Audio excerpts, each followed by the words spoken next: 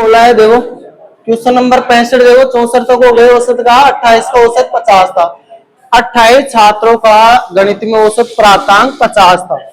8 चले गए, अब उसके जाने के बाद जो शेष बचे उनके औसत में 5 की वृद्धि हो गई, क्योंकि जो जाने वाले उनका औसत कम था तभी तो वृद्धि होगी। जाने वाले छात्रों को औसत प्राप्तांक ज्ञात करना है। चलो मैं लिखता हूं 28 का कितना, 28 का औसत कितना 50। अब 20 का औसत कितना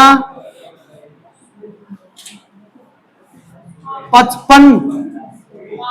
8 चले गए बचे 20, 20 का औसत कितना 55। अब आप ये भी तो बोल सकते हो, इधर देखो ये भी तो बोल सकते हो, आप इसको समझो अच्छी तरह कि 20 व्यक्ति थे, उसमें 8 और आगे तो 28 हो गए, औसत 55 था 50 हो गया, कम हो गए, ऐसे भी तो बोल सकते हो ना भाई।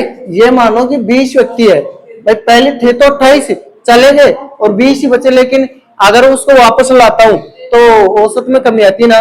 मान लो 20 व्यक्ति है 20, अब 8 और आते हैं तो 28 हो जाते हैं और औसत में कमी हो जाती है। चलो करते हैं। एक बात बताओ, 20 है, अब ये वापस आते हैं 28 हो जाते हैं, और प्रत्येक पे कमी कितनी की होती है 5 की, तो कुल कमी कितनी, कुल कमी 28 गुणा 5, यही तो होगी, क्योंकि टोटल तो 28 हो गए ना, प्रत्येक पे 5 की कमी, कुल कमी 28 गुणा 5।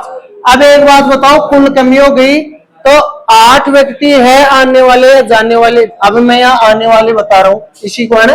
तो प्रत्येक पर कमी कितने की, प्रत्येक पर कमी, प्रत्येक पर कमी बताओ 28 गुना 5 बटे 8, क्योंकि 8 है ना, 4 दूना 8, 4 28, 35 बटा 2 बराबर 17.5 की कमी हो गई। अब एक बात बताओ, मैं स्टार्ट यहां से किया है भाई, मान लो 20 थे बाद में आए, तो शुरू के औसत में तो कमी करते हैं, शुरू के में तो बढ़ाते हैं, तो 20 सॉरी 8 का औसत भाई 55 था, वो इसमें आए उससे पहले, लेकिन कमी हो गई प्रत्येक पे, एक व्यक्ति पे 17.5, तो 55 में 17.5 की कमी करो, कितना बचता है,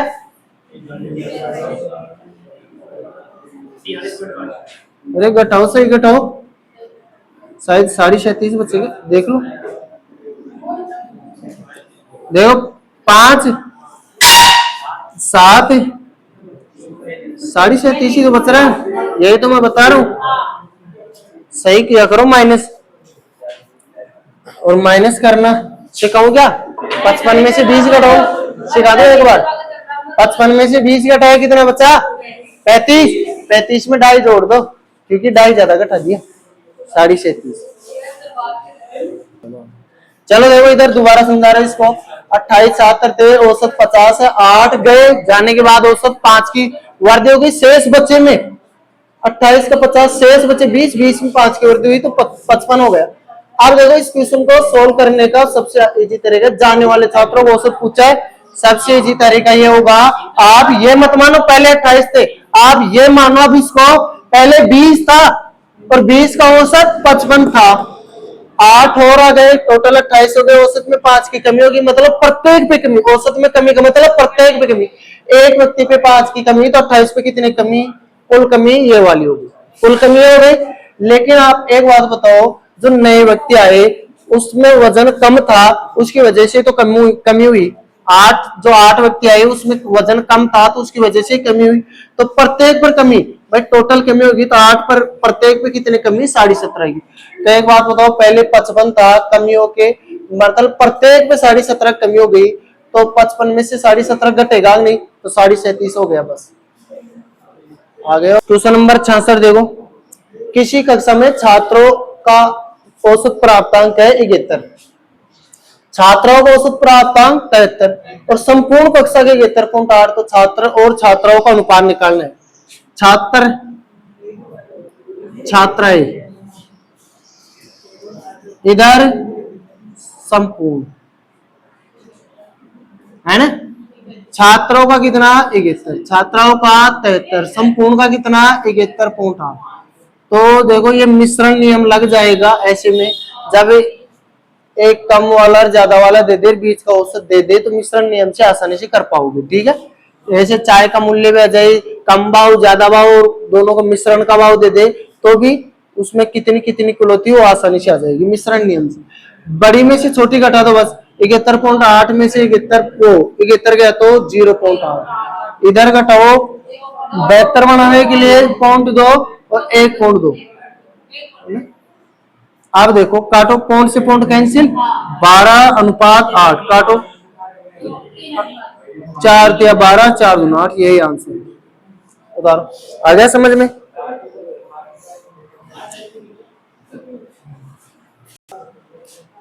ए तथा बी का औसत दे रखा है, तो एन का मान ज्ञात करना है। चलो करते हैं।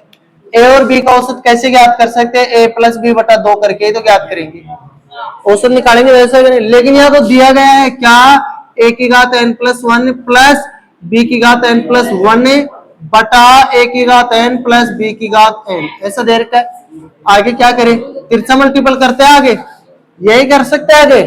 चलो करो, इसको करते हैं। ए को ए की घात n से किया, जहां कुछ भी घात नहीं है तो एक होती है। गुणा में घात सदैव जुड़ती है, याद रख लेना, गुणा में घात जुड़ती है और भाग में घटती है। ए को पहले इन दोनों से करेंगे, फिर बी को भी दोनों से करेंगे, ऐसा ही करते हैं गुणा।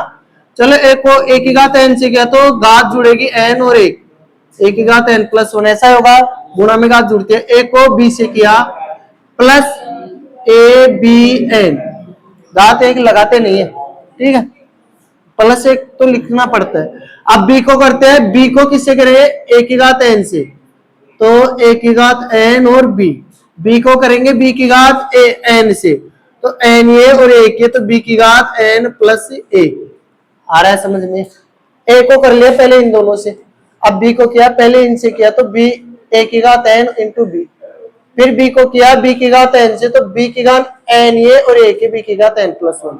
जिसको जितना समझ में उतना ही कर लेना, क्योंकि ये क्वेश्चन इंपॉर्टेंट नहीं है, एग्जाम में आने की संभावना भी नहीं है, ठीक है। लेकिन फिर भी आपको इक्वेशन सोल्व करना बेसिक अच्छा हो जाएगा इससे, ठीक है। इधर 2 से गुणा करो, 2 ए की घात n प्लस 1 प्लस 2 बी की घात n प्लस 1, ठीक है। चलो एक बात बताओ, एक की घात n प्लस 1 है या 2 एक की घात n प्लस 1 है? तो एक बात बताओ, सेम होती है तो इक्वेशन में इधर का काट सकते हैं ना। जैसे ये एक है ये 2 है, तो एक इधर बचेगा ना, तो ये कट गया, तो इधर एक की घात n प्लस 1 बचेगा। इधर ये बी की घात, ये 2 है, ये अकेला ही है, तो ये कट जाएगा, है ना, अकेला बचेगा। अब एक तरफ कर लेते हैं, मतलब जिसमें ए बी है और इसमें ए है, इसमें ए बी है और इसमें बी है, तो ए बी के साथ इस ए को ले लेता हूं मैं, ए बी की घात n, इधर लाऊंगा तो माइनस ए की घात n प्लस 1 बराबर बी की घात n प्लस 1, ये इधर ले लेता हूं मैं, माइनस ए की घात n और बी, नहीं कुछ भी नहीं। अब देखो दोनों में ए है दोनों में बी है, तो कॉमन ले सकते हैं, इसलिए एक जगह किया मैंने। चलो कॉमन इधर क्या ले सकता हूं मैं, ए ले सकता हूं, बचेगा क्या, ए से कैंसिल, एक मिनट, ए की घात ए लूंगा, एक बार देखते हैं, ए से कैंसिल, देखते एक बार, चलो देखते हैं कॉमन, भाई ए ले लेते हैं दोनों तरफ है ना, तो बी की घात n बच गया, माइनस कॉमन ले लेता ना, उसका भाग देना पड़ता है इसमें, तो एक भाग देंगे तो घात माइनस होगी, तो ए की घात n बच जाएगी। इधर b ले लिया कॉमन, तो इधर देखो b की घात 1 है, n माइनस 1 में से घटेगा, ऐसे n प्लस 1 माइनस 1 करेंगे तो n ही बच जाएगी b की घात, और एक बी से बी कटेगा तो एक की घात भी n बच जाएगी।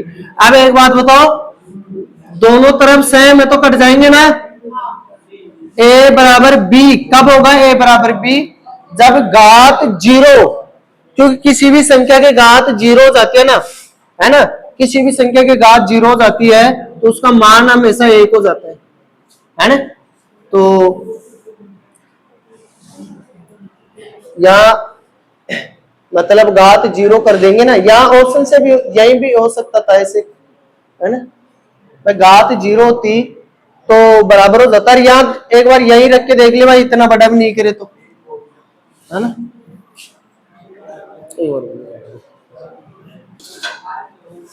अरे देखो भाई यहाँ तक हमने बिल्कुल सही किया। इसके बाद में है ना, इसके साथ में है ना ये लेना पड़ेगा हमें बी की घात n माइनस वो n+1, है ना, ये वाला लेना पड़ेगा। देखो एक तो ये ले ले, इसके साथ ये लेना होगा और इसके साथ ये लेना होगा। एक a इंटू बी की घात n माइनस, इधर आएगा माइनस हो जाएगा बी की घात n+1 बराबर, इधर क्या बच गया, एक की घात n+1 माइनस ये इधर आके माइनस हो जाएगा, तो एक की घात n b। आप देखते हैं इधर क्या कॉमन आएगा, b आएगा कॉमन, b कॉमन ले लिया तो b मतलब a बच गया, और जैसे घात b की घात n, b की घात n आएगी कॉमन, है ना, क्योंकि इधर भी है n इधर भी है, तो इधर b की घात n से b की घात n कट गया, b की घात n तो कट जाएगा, एक बच जाएगी घात a माइनस b बच जाएगी। एक घात लगाते नहीं है ना, इधर क्या आएगा कॉमन है a की घात n आएगी, क्योंकि a के साथ दोनों तरफ n है, तो n तो कट जाएगा, एक बच जाएगा, एक हम लिखते नहीं है, ये a की घात n कट जाएगा, b बच जाएगा। अब दोनों तरफ ये सेम कट गया तो b की घात n बराबर a की घात n। घात अगर देखो a और b बराबर तभी हो सकते हैं, अलग अलग संख्या होगी ना तो घात 0 होगी तो यहाँ n बराबर 0 होगा। अब आपको इतना और बता देता हूँ, ये इतना लंबा करने की बजाय आप यह ऑप्शन से कर सकते हैं, मैं आपको बता देता हूँ कैसे करेंगे, है ना। एक बार फिर बता देता हूँ ऑप्शन से कैसे करेंगे। जैसे हम 0 रख के देखें, तो 0 रख के देखें ना, तो a की घात 1 प्लस b की घात 1/2 है, 0 जोड़ने से n का n ही रहेगा, कोई फर्क थोड़ी पड़ेगा। n की जगह 0 रखे तो एक में 0 जोड़ो तो एक ही रहेगा ना, तो a की घात 1 प्लस b की घात 1 बटा, अगर 0 रखूंगा तो 1 हो जाएगा मान, किसी भी संख्या की घात 0 करते हो उसका मान 1 हो जाता है। इसका 0 रख दिया तो 1 हो जाएगा, इसका 0 रखा 1, तो अब बताओ 1 1 2 तो आएगा नहीं, तो सेम हो आग नहीं, तो यहाँ ऑप्शन रख के तुरंत हो जाएगा, इतना टाइम नहीं लगेगा। एग्जाम में ये सब नहीं करना, आपको मैं बता देता हूँ, उतार तो सकते हो लेकिन एग्जाम में ये सब नहीं करना। एग्जाम में कैसे करना है एक बार फिर से बता देता हूँ, ये तो क्वेश्चन है, एक बार फिर से बता दो एग्जाम में कैसे करना है। ये क्वेश्चन दिया है, ए और बी का औसत निकालेंगे a+b/2, इधर ऑप्शन से रख के देखा भाई, 1 रखा तो 1 1 2 हो गया, नहीं बेटा 0 रखा तो 0 जोड़ने से कोई फर्क नहीं पड़ता, इनकी जगह 0 रखा है, 1 की घात 1, 0 रखा है b की घात 1, 0 रखा हो तो मान 1 हो गया, 0 रखा मान 1 हो गया, 1 1 2 सेम बैठ गया, ऑप्शन से कर लेना। चलो इधर देखो ए तथा बी, ए बी तथा सी का औसत m दे रखा है, A B B C C है, A B plus B C plus C का ये दे रखा है 0 होगा, A square B square C square का औसत निकालना है। इसमें देखो ये कहाँ आता है, ये वाला और ये वाले सब A plus B plus C का whole square, A square plus B square plus C square plus 2ab plus B C plus ये आपको याद होना चाहिए भाई, क्योंकि बीजगणित में बहुत समझाया था ना, और जो बीजगणित नहीं पढ़ा था वो भी याद कर लेना यहाँ देख के, ठीक है। चलो अब देखो ए बी और सी का औसत m है तीनों का, तो औसत कैसे निकालते, देखो a प्लस बी प्लस, इसको थोड़ा यहाँ लिख दो मैं, a प्लस बी प्लस सी बटा 3 बराबर m, क्या ऐसा होगा कि नहीं होगा। a b और c का औसत m है तो बटा 3 ही करेंगे तभी तो आएगा। अब a plus B plus C का मान क्या होगा, 3m होगा कि नहीं होगा, ये बता दो, होगा ना, तो क्या मैं इसकी जगह 3m लिख दूं, 3m का स्क्वायर बराबर a square plus B square plus C square. अब ए बी बी सी और सी की जगह तो 0 है, अगर मैं यहाँ 0 कर दूं पूरी की जगह, है ना, और 0 को 2 से गुणा करूं तो ये भी 0 हो जाएगा, केवल ये तो बचेगा ना, क्योंकि यहाँ तो प्लस है, 0 ऐड करने से कोई फर्क पड़ेगा नहीं, ये तो ऐसे कैसे बच जाएगा। इसका औसत निकालना है, ए square B square C square को औसत निकालना है, तो 3 का भाग देंगे ना, इधर देंगे तो इधर भी देना पड़ेगा, देंगे। चलो इधर इस हल किया तो 3 का स्क्वायर 9m स्क्वायर बटे 3, बराबर A square plus B square plus C square बटे 3। क्या इसको मैं काट दूं तो ये हो गया, इधर लिख देता हूं मैं A square plus B square plus C square बटे 3 बराबर 3m का स्क्वायर। भाई काटा तो 3 बार कट गया ना, 3m का स्क्वायर, यही आंसर उतार लो।